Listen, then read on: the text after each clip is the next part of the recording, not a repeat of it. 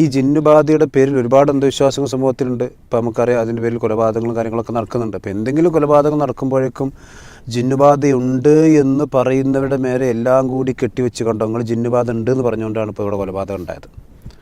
അങ്ങനെ നോക്കുകയാണെങ്കിൽ പിന്നെ ജിന്നില്ല എന്നാണ് പറയാം. പിന്നെ സുഖമായല്ലോ, ഒരു പ്രശ്നമില്ലല്ലോ. ജിന്നുണ്ടെങ്കിലല്ലേ ജിന്ന് ബാധ ഉണ്ടാവുള്ളൂ. എന്നാൽ പിന്നെ അപ്പോൾ ജിന്നുബാധയുടെ പേരിൽ എന്തെങ്കിലും ഒരു അപകടം എവിടെയെങ്കിലും സംഭവിച്ചാൽ നമുക്ക് ഏറ്റവും സുഖം എന്താണെന്നാ? ജിന്നല്ല എന്ന് പറയാം. അപ്പോൾ അള്ളാഹു സുബ്ഹാനഹു വ തആല എന്തെങ്കിലും പ്രകൃതി ദുരന്തങ്ങൾ പിന്നെ മനുഷ്യന്മാർക്ക് കൊടുത്തെന്ന ഏറ്റവും സുഖം എന്താ വരെ വാദപ്രകാരം എന്നാൽ അള്ളന്നെ എല്ലാം അറിയാം.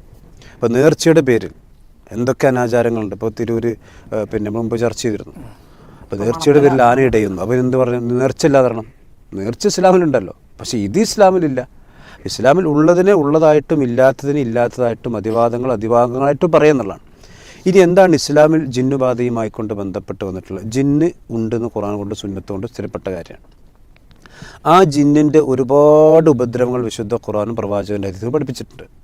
ജിന്നു കേവലം വസ്വാസ് മാത്രമല്ല, ഒരുപാട് ഉപദ്രവങ്ങൾ.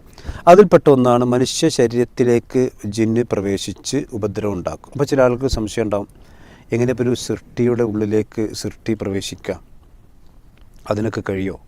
പക്ഷേ അള്ളാഹു സുബ്ഹാനഹു വ തആല ജിന്നുകളെയും മലക്കുകളെയും സൃഷ്ടിച്ചിരിക്കുന്നത് വേറെ രൂപത്തിലാണ്. എന്ന് പറഞ്ഞാൽ അവർക്ക് വേഗത്തിൽ സഞ്ചരിക്കാൻ കഴിയുന്ന രൂപത്തിൽ, അതുപോലെ തന്നെ മറ്റു വസ്തുക്കളുടെ ഉള്ളിലൂടെ പ്രവേശിക്കാൻ കഴിയുന്ന രൂപത്തിലൊക്കെയാണ് ഖുർആനും സുന്നത്ത് മനസ്സിലാക്കി കഴിഞ്ഞാൽ നമുക്ക് മനസ്സിലാക്കാൻ കഴിയാം.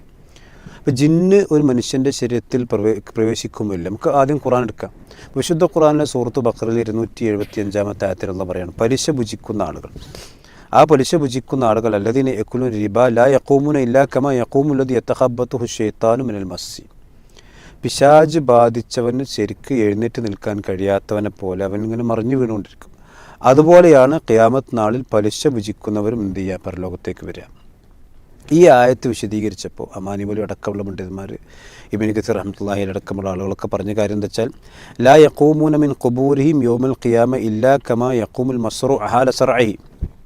ഒരു ജിന്നുബാധ ഉണ്ടായി, ആ ബാധിച്ചവൻ എഴുന്നേറ്റ് വരുന്നത് പോലെയായിരിക്കും ഖബറുകളിൽ നിന്ന് അവർ എഴുന്നേറ്റ് വരിക. എന്ന് പറഞ്ഞാൽ കാലിൽ ഉറച്ചു നിൽക്കാൻ കഴിയില്ല, അവൻ അങ്ങോട്ടും ഇങ്ങോട്ടും ആടി പിന്നെ കാലുറക്കാത്ത രീതിയിലായിരിക്കും അവരെന്ത് ചെയ്യുക? പരലോകത്തേക്ക് വരിക. അപ്പം ഇത് മസ്റൂ ഉണ്ട്, അപ്പോൾ സറ ഉണ്ട്, അതുപോലെ തന്നെ പിന്നെ പിശാചവനെ മറിച്ചിടുന്നു. ഇതൊക്കെ വിശുദ്ധ ഖുർആൻ്റെ ആയത്ത് വിശദീകരിച്ചുകൊണ്ട് ഈ മുഫസ്സിരിങ്ങൾ, പ്രാമാണികരായ മുഫസ്സിരിങ്ങൾ, അമാനിമൂല അടക്കമുള്ള ആളുകൾ വിശദീകരിച്ചതാണ്.